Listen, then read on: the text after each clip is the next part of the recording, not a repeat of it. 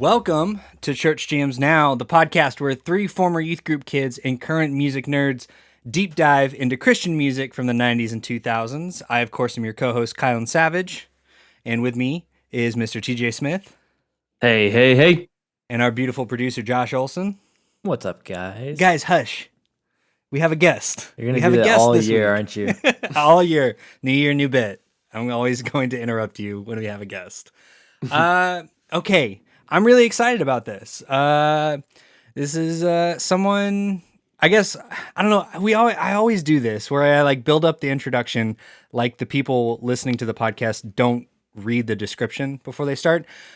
From Wolves at the Gate and Project 86 and a bunch of other things that we're going to get into, we have Abishai Collingsworth.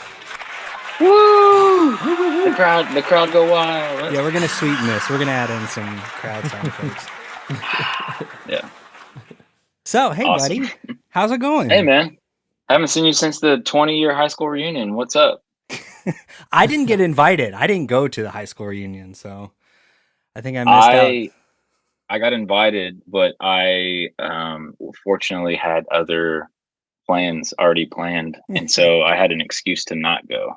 That's good. I feel a little weird that I didn't get invited. I didn't want to go, but I wanted to be asked to go. Are you? No, you must have been asked. No, I was not. I received no sort of invitation or anything. I think it was you must not be on MySpace anymore.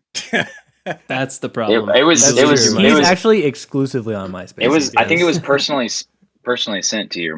You shouldn't have got at least 3 invitations. So I should. That's your own fault. That's your own fault for not checking your inbox. But. That's true. I have not checked my inbox in a very long time. So for listeners that are unaware, Abishai, we went to middle school and high school together. Yeah. I remember us being good buddies in 9th grade science class. Oh, yeah. And then our circles drifted apart. What happened? That's all this is. It's just an attempt. Yeah, and we're trying to reconnect. What the hell happened, dude? I thought we were friends. Honestly, I don't know what happened in high school. I was trying to let my wings, spread and fly and try to find who I was, but I was looking in all the wrong places, Clearly not in the circle that you belong to. Nope. So my circle of one.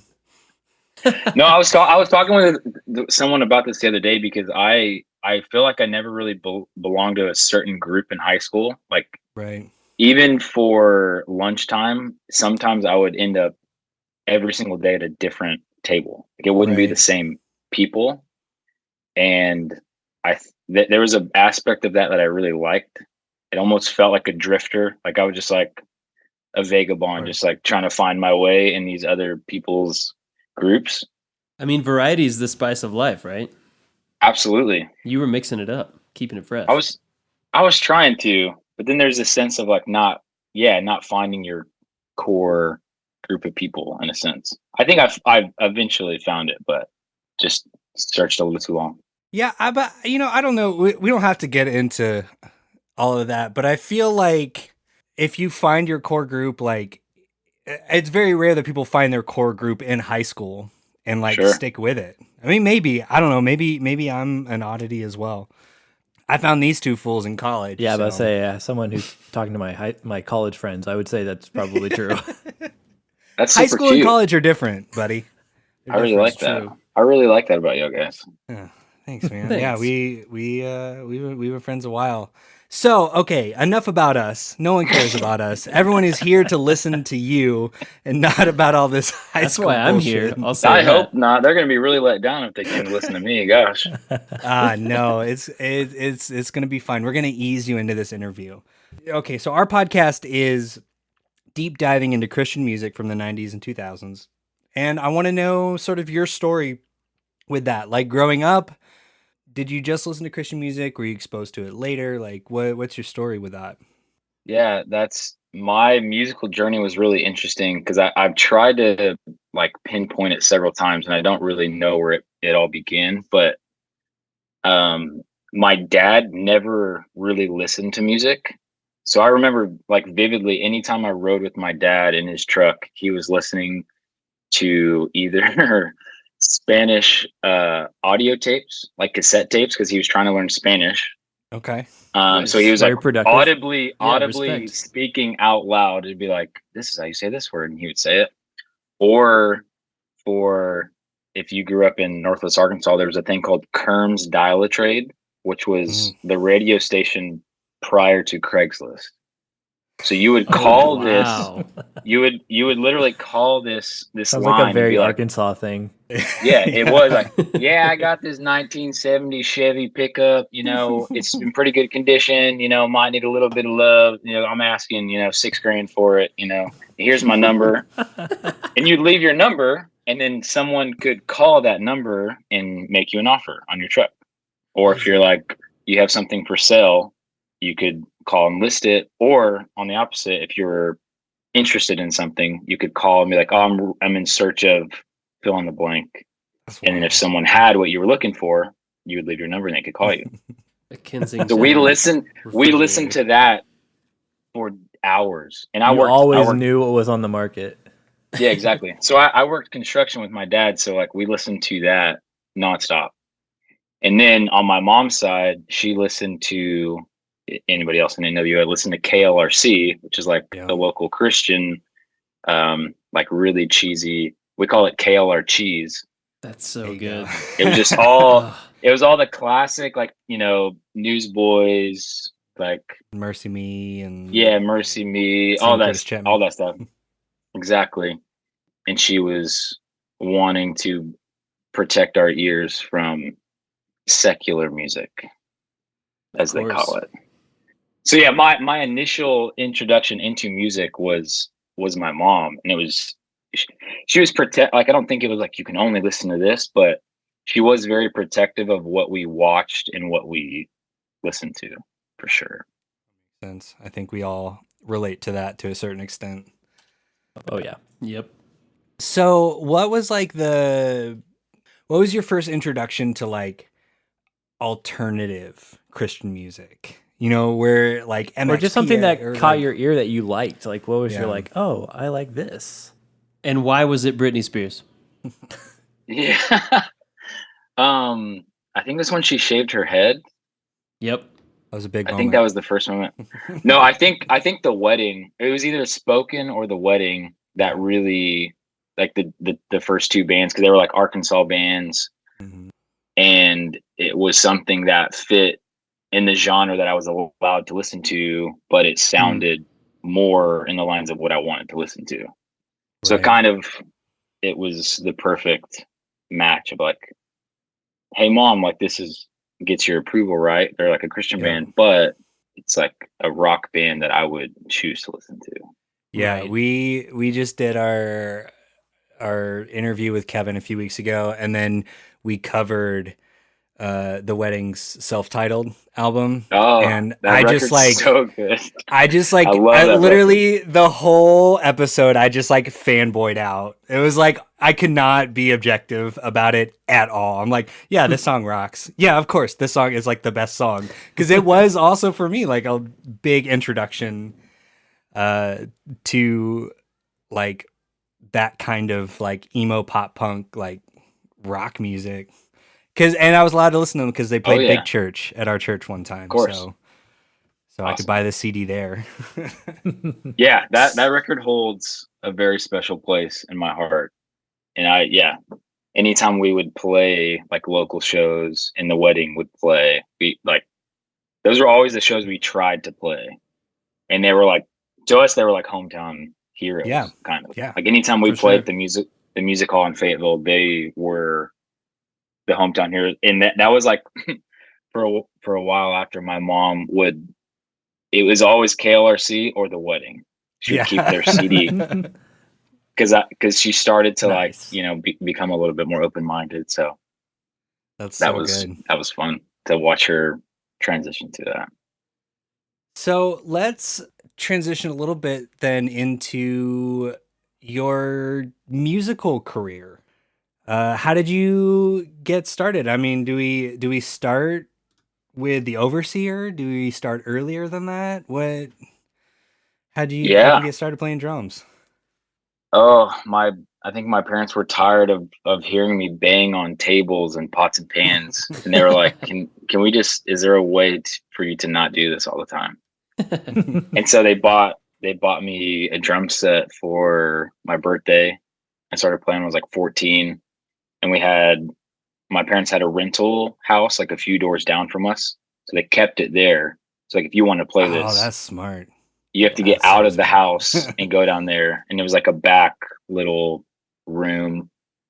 And of course I was too lazy to walk 2 doors down. So it just sat there and gathered dust until, like a year later, I finally convinced them to let me move it into our basement, Nice. which is a terrible idea because it's just concrete and it's so Right. loud. Great for acoustics. But yeah, I started playing there, and then eventually like people at church caught wind and they're like, "Oh, you should play drums for youth group. Like, we need a drummer." I'm like, "Well, I don't really know how to play drums. Like, I just got a drum set, so I'm trying to learn how to play." And they're like, "Well, Right. our drummer's sick this week, so you could just sit in. Even if you just play little stuff, it doesn't matter." It And I never remember matters for youth group. It's oh always my just gosh. like, oh, you have a modicum of like any sort of musical You've experience. held Yeah, a you're drumstick good. before? Yeah. Oh, what kind of Yeah, drum kit was it? That first one, do you it remember? was a BC. Okay. It was like literally a no name, and then I upgraded to a PDP eventually, a little I bit. was gonna say I've Eventually. never heard of that. A Yeah, BC. it was like $100 that my parents found at a garage sale. It was And they great. Right. built it before Christ. So Yeah. Yeah. 100 years previous to when. Yeah, exactly. So yeah, I love how much confidence that youth group had in me. So I sat in on a rehearsal and they were like, "Oh yeah, this song you can just do like cymbal stuff, like cymbal swells and all this." And yeah, I vividly remember sitting through like half of a song and then feeling so embarrassed that I just stood up and I walked out. Oh, I Wow. walked out of of the practice because I was like, I don't know what I'm doing. I feel so uncomfortable. I don't want to be up here. This is bad for me. Yeah, but then eventually over time I practiced and got better and better and learned songs and started off playing for church and youth group, and then ended up meeting a few guys in church that wanted to play music who were like same kind of interests, into the wedding, into Right. spoken, and then eventually getting into heavier bands. And we had a band called The Thesis. That was my Mhm. first band. I was 15. It was called The Thesis, which is a terrible band name, but we thought it was I sick. think I had the thesis. If I didn't have a t-shirt, I at least had the thesis bumper sticker that I Nice. had on Ugh, my guitar case, all like through high school when we were playing shows too. it's one of those moments you look back and you just cringe. You feel, you're like, why That's did we the think that was the one? But anyways, yeah, we had that band for probably 2 years, and we played a few shows. And I think we printed one round of shirts. We printed like 50 shirts, and then that band quickly fell apart. And we got a few different people, and the overseer kind of came out of the thesis. We had a few of the same members. Yeah, we started touring and like right out of high school. So that was like 2007, 2008 for me. And there's a lot of stories intertwined into all this, but yeah, started playing with them, and the goal was always to get signed by Solid State, Great goal. like tooth and nail. Yeah, that was like always the goal. And then in 2011 we signed with them, put out a record 2012, and then put out a record 2014, and then did our last tour. So, Nice. and then it, yeah, kind of projected from there because then I met other people like the Dudes and Wolves at the Gate. And then, yeah, I guess 2014 did my first tour with Wolves and have been playing with them since. That's crazy. The transition from right there. It's cool because I met Kylan. Kylan and I were roommates in college, and whenever like we met, he's like, "Oh yeah, I know this guy. Like I know these guys in this band called the Overseer. They're from like my high school, and they're heavy. They're really trying to get like signed on Solid State." And I was like, "Oh, cool. That's like sweet." And then like Hey, good luck. It took like a, no, yeah. We'll see about that. But like I was like, oh, cool. And then like 2 years later, like y'all, I remember seeing like, oh, the Overseer got signed to Solid State. Like this is so cool. So I was like, it was cool getting to see It was a that vicarious rags to riches story. happen. For us. Yeah. But it was just really cool because I was like I'd known about your story for like at least like 2 years prior, and then y'all did get signed and then put out records on Solid State. And I was like, oh, sweet. Good for them. Good for those guys.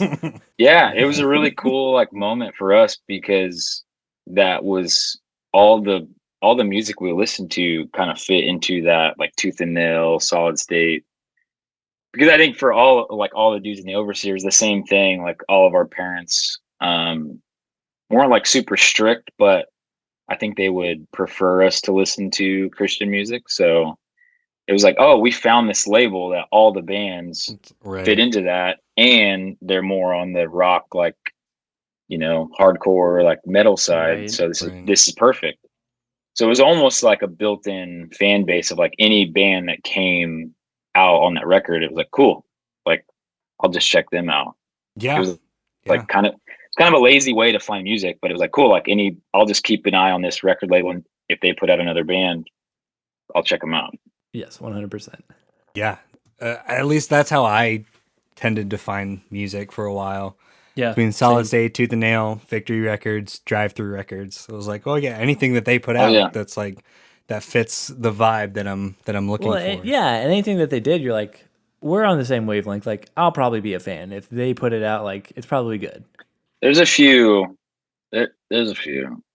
There's a few duds, but for the most part, yeah. Well, and it's y'all were kind of like in that definitely that transition period for Tooth and Nail and Solid State where they kind of like lost some big bands off their roster, and then just like obviously like 2010 and whatnot, like the whole music industry was just changing so vastly, and like they lost a lot of people, and then they like went independent again finally. But there was a while where they had like a pretty slim roster, but y'all were like in that time where it's like there isn't much on their roster, but the Overseers there, along with like ABR was still there in that time, and some other people.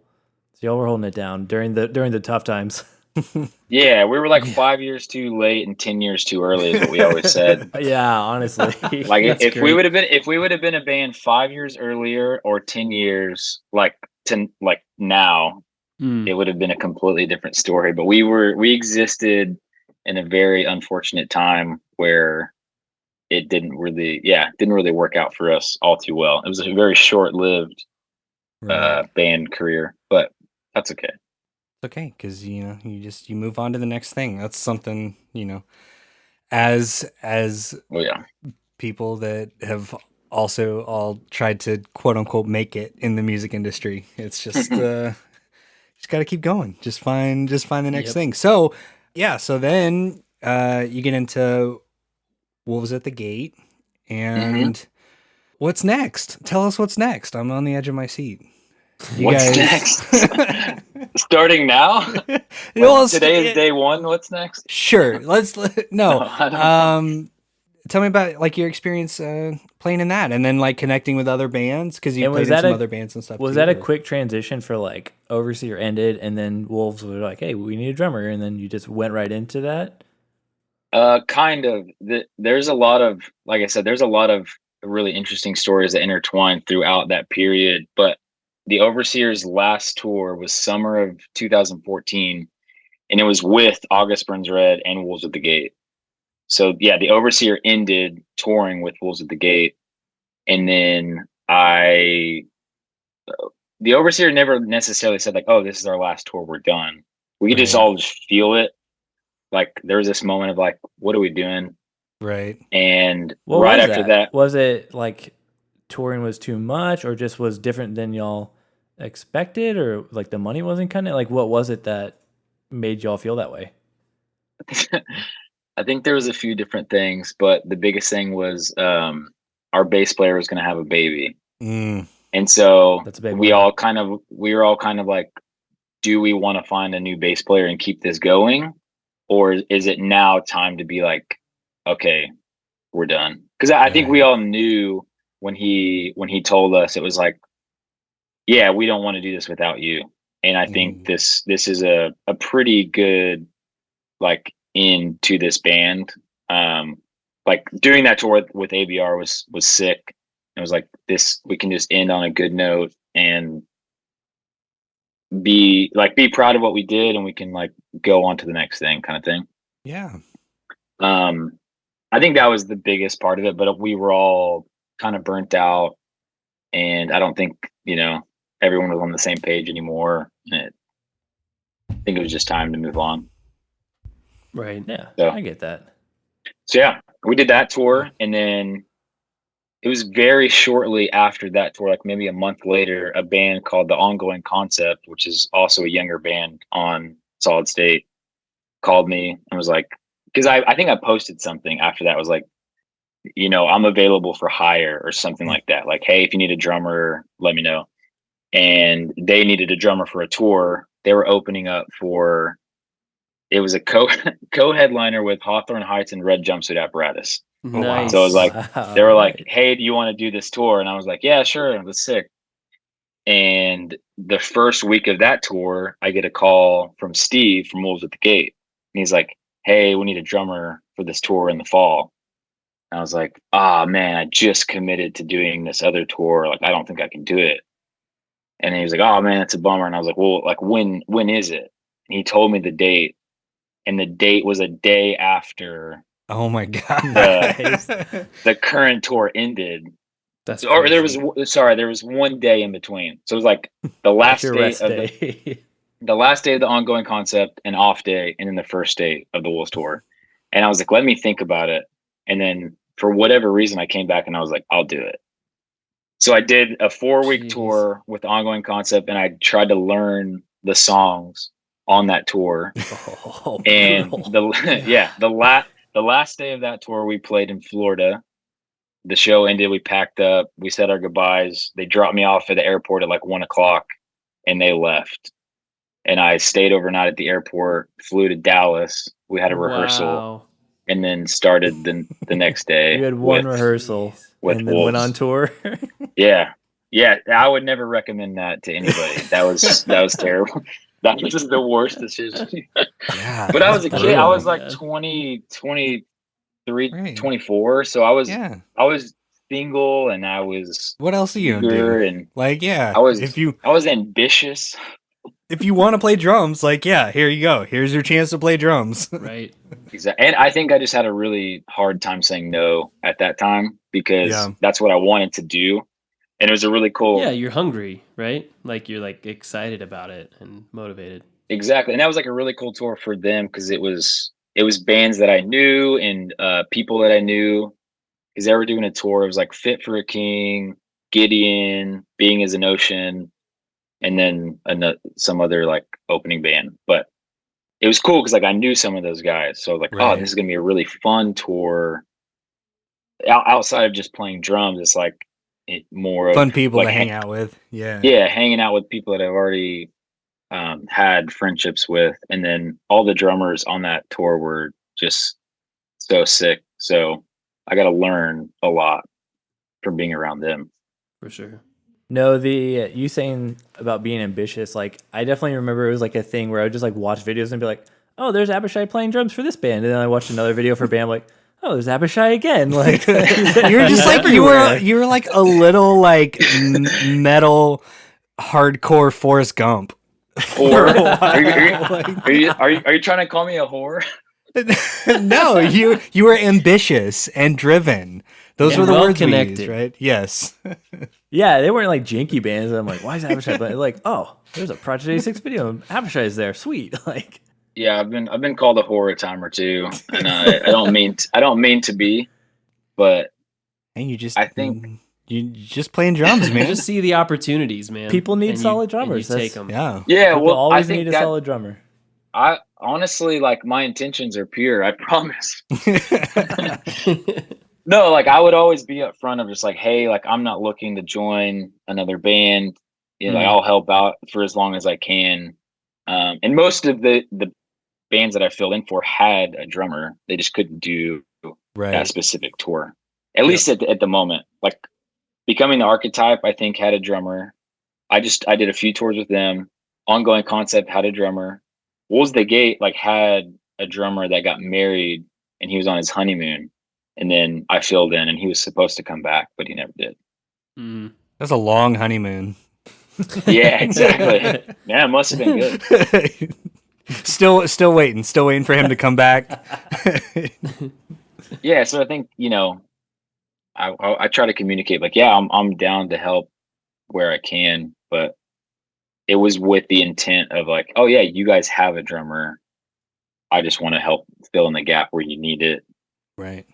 You guys want to accept this opportunity. Your drummer can't do it. Yeah, let me help where I can. But Yeah, I think that's awesome, especially like if you could then like it's just a sweet thing to just be making those connections, playing with different bands.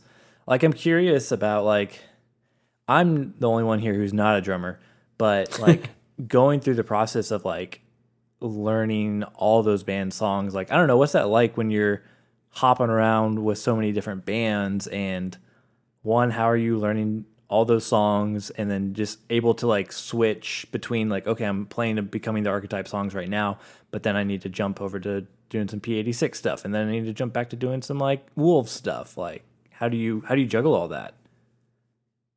yeah, that's something that I definitely stress myself out about because I obsess over wanting to be like overly prepared. And I don't know if it's like a part of my personality that's just like, oh, I want to show up, I want to be professional. Like I don't want you guys to have to worry about me. I want you guys to trust that I'm going to show up and know the songs and know the material. Um, but yeah, I spend a lot of time making sure I show up and I will like chart out the songs and practice them as many times as I can before I show up. Because I've made the mistake of like trying to learn the songs mentally and then show up and try to play them and you're like, this is way different. You can air drum a song, but then when you sit down and actually try to play it, you're like, this requires a lot more. Yes. Well, yeah, I know. Well, especially in the genre that you play with, it is so like technically drum heavy. So that actually, I was curious. Like, did you ever like take any like drum lessons? Are you all self-taught? Is it just how do you go about doing what you do? Sorry, I totally lost my train of thought. I No, that's ADHD'd okay. out. Yeah. No, I was fortunate to like start playing drums right around the time that like YouTube was starting to become a Oh, thing. see, that's what's up. So like I never actually took a formal drum lesson, but I watched hundreds of like YouTube tutorials on drum fills or like breakdowns of certain grooves or certain band songs. I definitely like nerded out on that of like, oh, I really want to learn how to play this thing, but I think I'm more of like a visual person. So like if I watch somebody play, I think I can sit down and learn it. But sometimes hearing it, if it's at a certain speed, Right. yeah, it's like hard to detect of like exactly what's happening as far as like, When you're trying to learn these songs, do these bands send you like do they just send you like here's our set list, or do they send you like just full tracks, or they send you stems so you can like break those down, break them apart, or do you just listen a bunch and like what's your process with that? they'll just send the set list. Okay. Yeah, I wish that'd be sick if they sent everything separate. And How helpful. they're like, here's actually a video of our old drummer teaching you exactly how to play this. Yeah. But I will definitely look up YouTube videos of live shows. Nice. Like anytime I got an opportunity or a gig, I would look up because I played for this guy named Colton Dixon for like a year and did it like tours with him. And they would send me a few songs. And I'm like, oh, I really want to know what they do live. And so I would just, YouTube their live set and see exactly how the drummer did it. So when I showed up and I showed up and played it. They're like, "Oh, cool! Like it feels like you know what we're doing." And I was like, "Yeah, I kind of Yeah. I spent too much time on YouTube." But That's so cool though. I Do love you that. ever I watch love like that process. the videos of people like drum cover of this band and like you watch covers of people doing? oh yeah, I've watched endless YouTube. It's unfortunate. That's crazy to think like you could do a drum cover like, oh, here's me playing this Wolves at the Gate song, and like you could be watching and be like, I actually need to learn how to play this song in this band. I'm watching Yeah. this guy on YouTube play this. Like, Yeah, exactly. I wish the old drummer would have done that. Like, "Wolves of the Gate" cover, and then I could watch him play it, and then He doesn't have time to do that when he's on his honeymoon. He doesn't have time yeah, to do that would have saved me a lot of time, well, now and my question energy. is, do you pay it forward, Abishai? Are you doing that now for whichever drummer replaces you? And Yeah, that's a really good idea, actually. Hey, y'all, not to derail from the amazing episode that we're right in the middle of, but I love Collide Records. Can I just say that? I Of love course them. you I can. think they're incredible. And I think that as our, major sponsor, I think Josh loves them too. I'm pretty sure. Well, Josh is the whole reason they are a sponsor. Yeah. Because Josh loves Collide I Records. do. It is true. Right. And he put his money where his mouth is. And I think he was going to tell us about it. Was that right, Josh? That's true. He interrupted our conversation to say, "Hold on, I have props." I do have props. So- I do have props for my ad. You can hear that right now. Oh, hear that Foley Yeah, you work. can. Is it? Oh, I'll tell you. Okay, so I want to give you a little bit of a backstory here. In 2014, Amberlin releases their farewell and final album, Lowborn. And when they release it on CD, there are 7 different album covers that they come out with. Oh, Yeah, the different variants. They're okay. 2 are really cool. 2 I like. They have like the fingers that have like the paint on it. If you know on Spotify, like the main album cover is this gray one with orange paint. So whenever this album came out, they're all on the shelf, but I'm like, I want to make sure that I have the one that is like the official one. So I get this one. But then the years go by, and I'm like, that orange one with like the purple paint is super sick. And I was like, like I kind of regret getting just like the standard regular version. And then last year, long before we're in talks with Collide of becoming a sponsor, I'm perusing their site, and they have Lowborn on sale on CD. So I email, and this was my first time talking with Greg, the owner, who's super great. And I email them like, hey, I'm just curious, like, what album covers do you have of Lowborn? And he is very quick to respond and sends me a picture of 4 different ones that they have in stock. And lo and behold, they have the orange one with the purple paint that I had been like for years just being like, I should have got that one instead. I really regretted it. And he had it in stock. And I bought it from him at a great price, and it shipped super quickly. And now I have both, and I'm very happy to have this copy of the record, but also very happy to genuinely promote and support Collide Records, who is just super great. So I'll stop right now, but The funny thing is, like, as much as this like sounds like an ad, for listeners that that haven't been your friend Josh for like 15 years, this is something like you would just I would just talk like about this on This the is just podcast. a regular Be like, guys, conversation. I have these 2 sweet Yeah. Lowborn covers. Like, you would do this even if Collide Records wasn't a sponsor. This is just like, this is pure unadulterated Josh.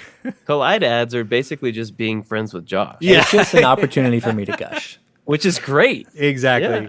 So that's incredible. That's so cool. And that just speaks to like how awesome Greg is and how awesome Collide Records is, that this was like an album that was ostensibly like you didn't get at the time, and then you just messaged him and he had it and sold it to you. Like, that's just that seems kind of rare, especially in the world of like online shopping with like And it wasn't a chat bot, right? Right. It was like a real human that got back to you quickly, had the thing you needed. And he got wasn't it just to like, you oh, right I away. have like these covers. Like, he could have just like written them out, but he pulled them all out and took a picture of them. Like, I got these. I'm like, That's so oh cool. yes, That's so cool. that's the one I want. Ugh. I love that. So if our listeners want to check out Collide Records, we have a promo code. So if you go to colliderecords.com, anything over there that tickles your fancy, put it in your cart. And as you're checking out, if you use the promo code ChurchJamsNow, all one word, you'll get 20% off your purchase, which is insane.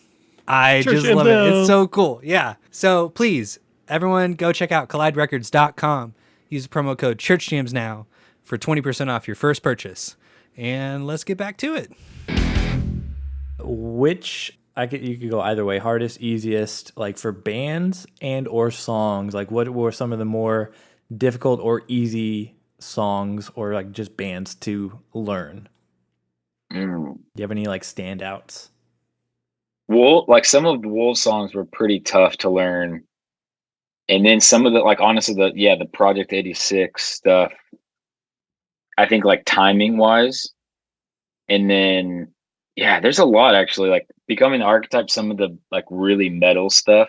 There's It's a stuff that's lot technical, of like double kick and it not all in 4/4. So it's mainly like memorizing like where the hits are and like when the timing changes. But that was, yeah, probably the more technical. And then the Wedding, the Wedding did like a Polarity reunion show and I played drums for, and I like I already knew that record pretty Right. well. I Front to was back. I was already a fan of their band, so I'm like sick. Like I could sit in right now. Mhm. There's like a few parts that I'm like I'd have to sit down and actually learn.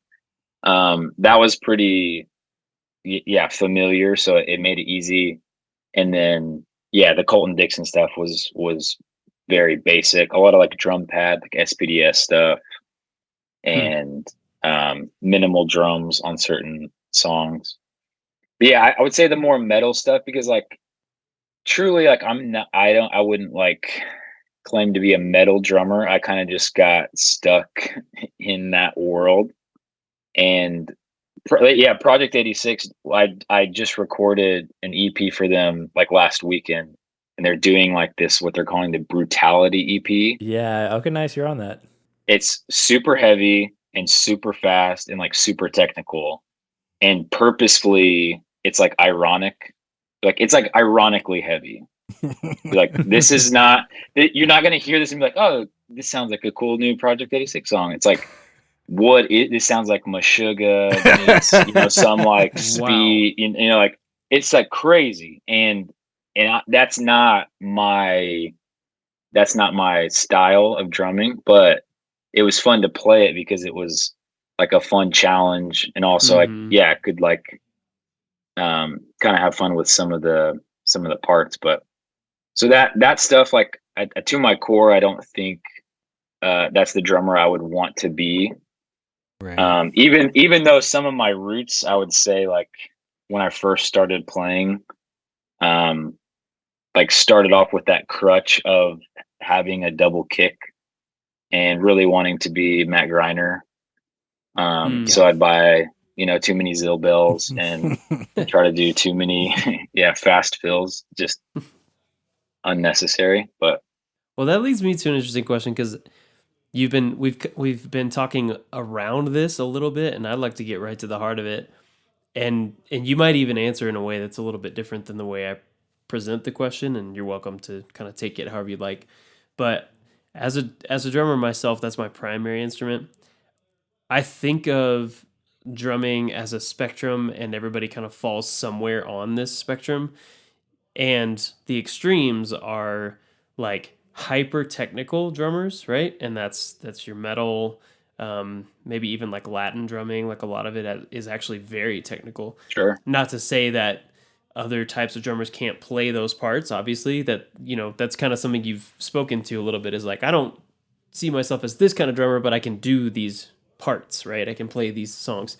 And then there's feel-based drumming, which I would kind of put like rock or like maybe jazz, but I don't know. Jazz is also kind of like a combo. It's on like both technical ends. and There's an understanding of technicality Jazz is to where all of the it. vibe and Have you technicality heard of the movement? meet.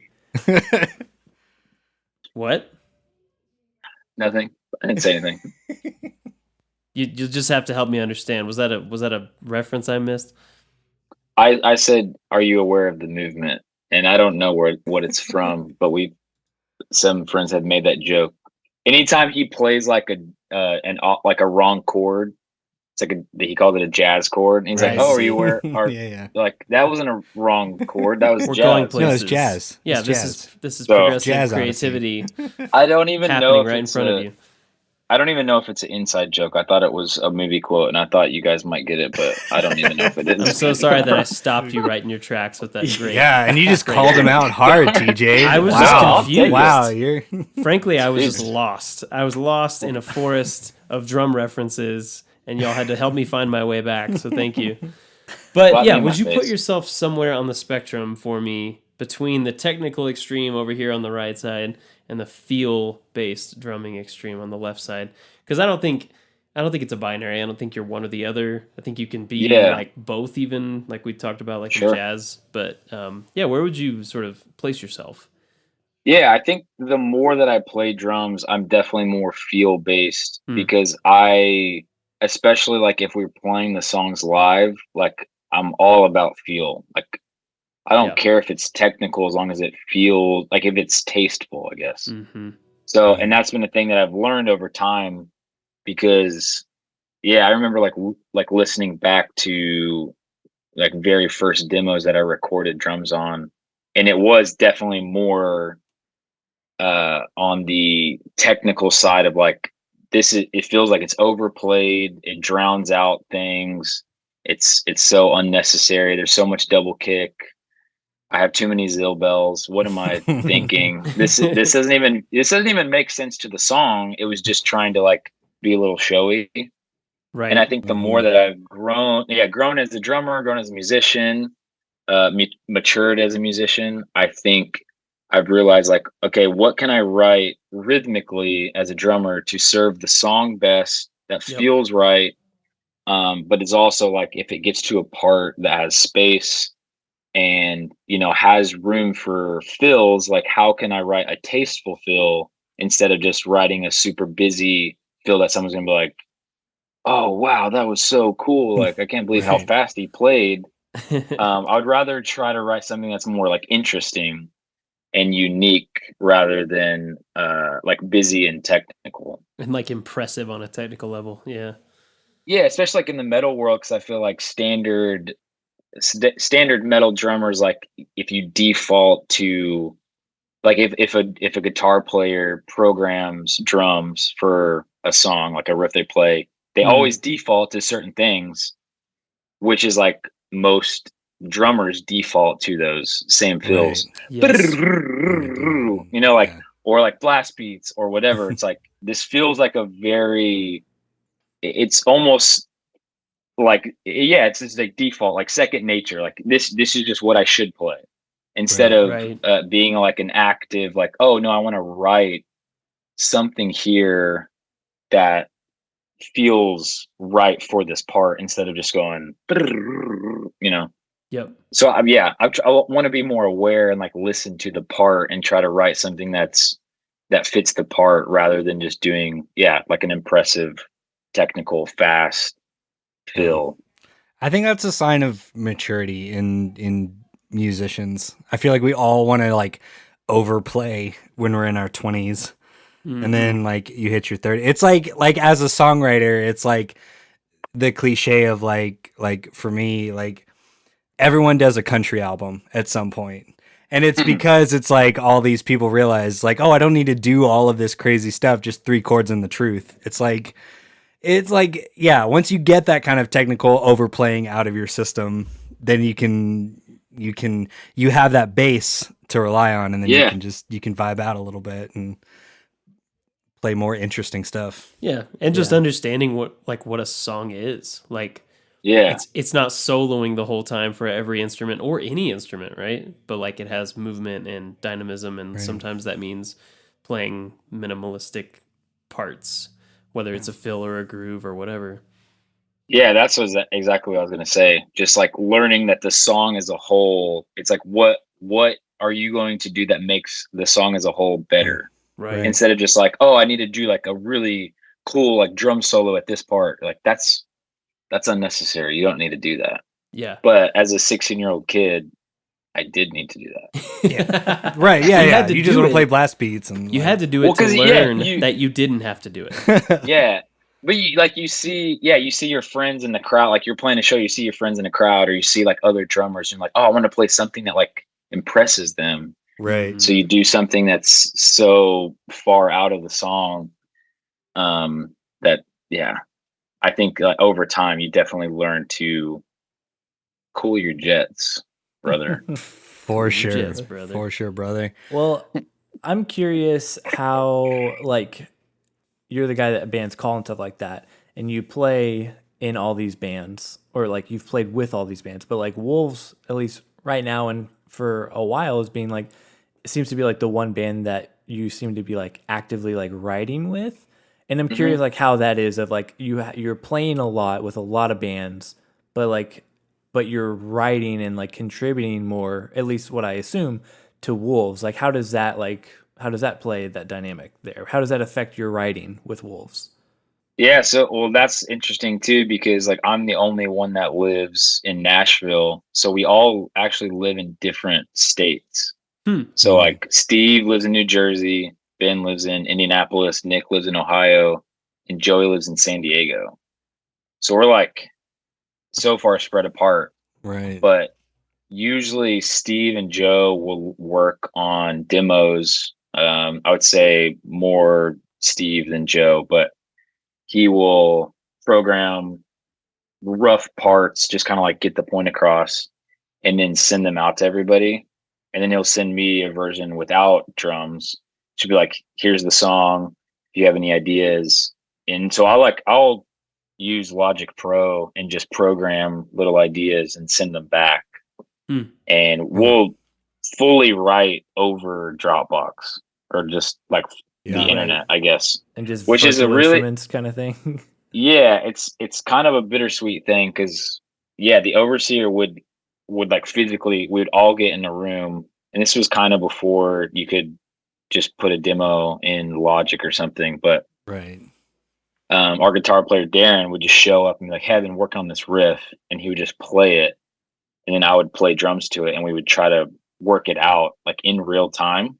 Mhm. Which there's pros and cons to that, like it definitely takes more time, but the natural response to something can be cool, and especially when people get excited about it and can build off of that.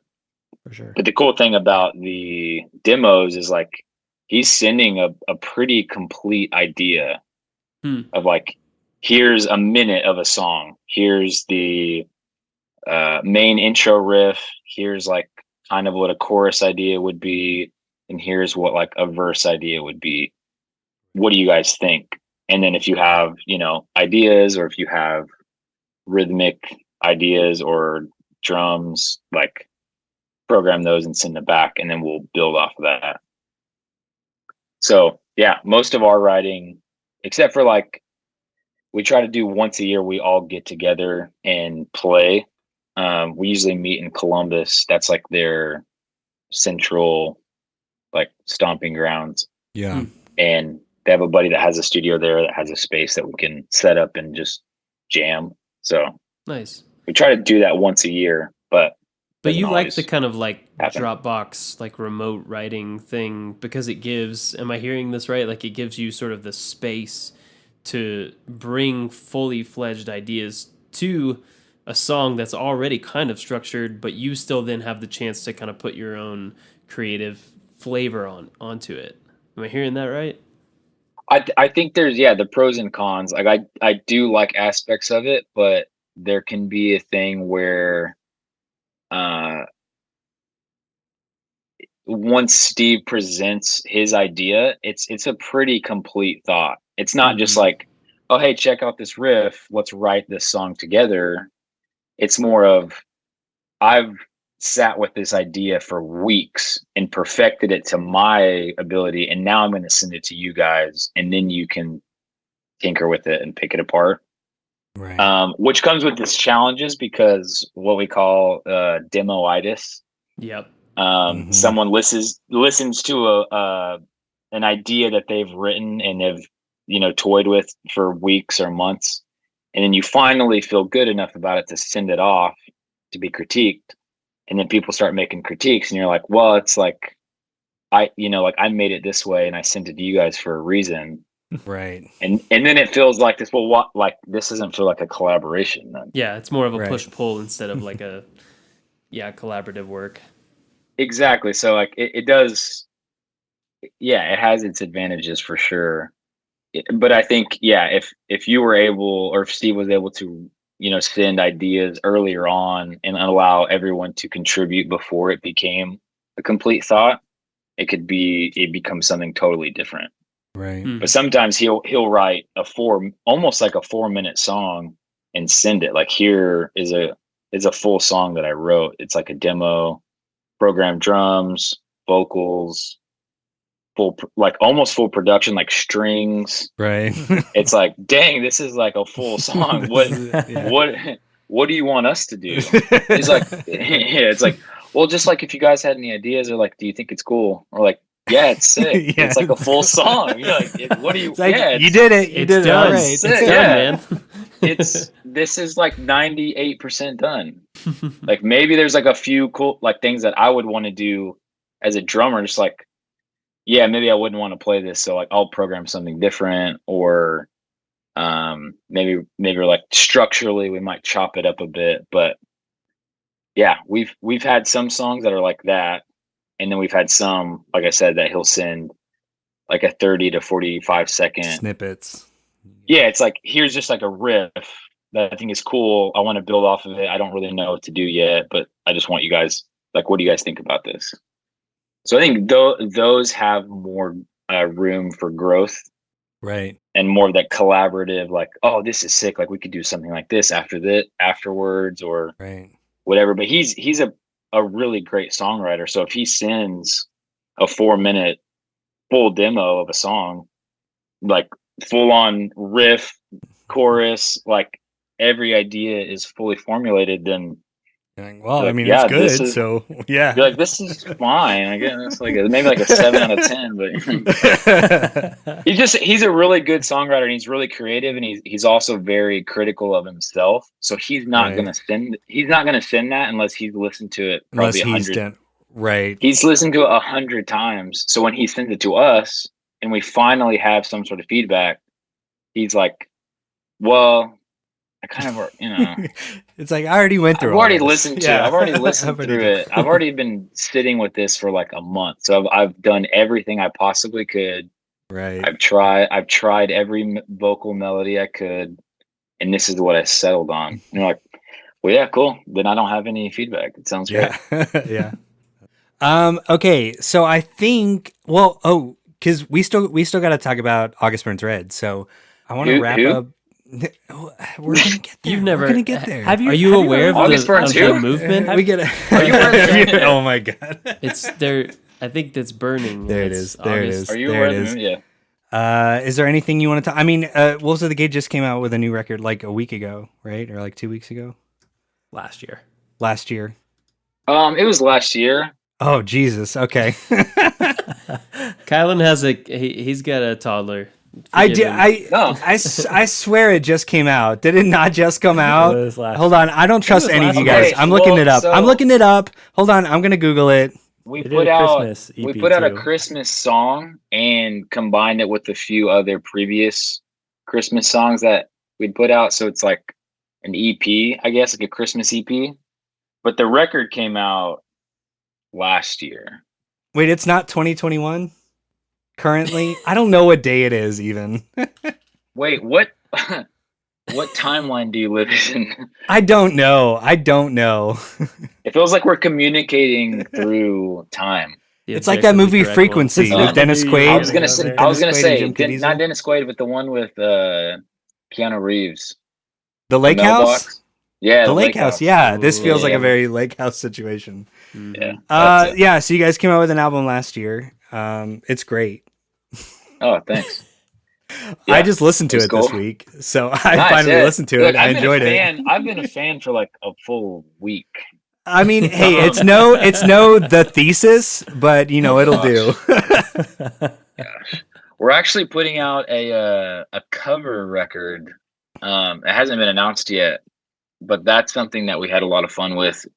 it's more out of boredom, but also, yeah, kind of a COVID thing that had spiraled, through the last year or so. That's We fun. wanted to put I out more love music. covers records. It's really fun because we picked a lot of like early 2000s, like late 90s. It's like Jimmy Eat World, Muse, Foo Fighters, That's gonna be Incubus, fun. stuff like that. Awesome. And we try to do it justice. We try not to just like make it like a metal version of this, or like, Right.